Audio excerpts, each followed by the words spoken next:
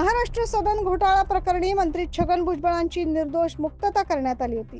मात्र यानंतर सामाजिक कार्यकर्त्या अंजली दमानिया यांनी मुंबई हायकोर्टात याचिका दाखल केली।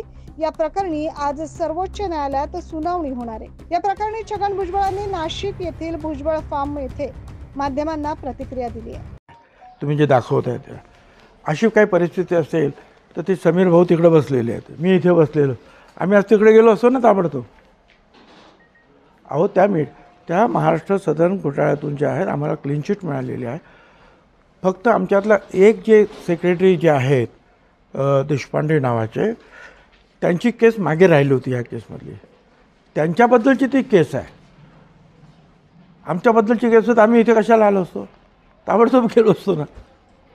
अंजली दमानिया तुमचं नाव घेऊनच ते आता त्यांची कोणाच्या मी तोंड बंद करू शकत नाही कोणाचं पुढे। यावेळी माध्यम प्रतिनिधींनी अंजली दमानिया यांनी तुमचं नाव घेतलं असं विचारलं असता कुणाचे तोंड आम्ही बंद करू शकत नाही असं देखील भुजबळांनी म्हटलंय। महाराष्ट्रासाठी प्रतिनिधी अजीज सय्यद।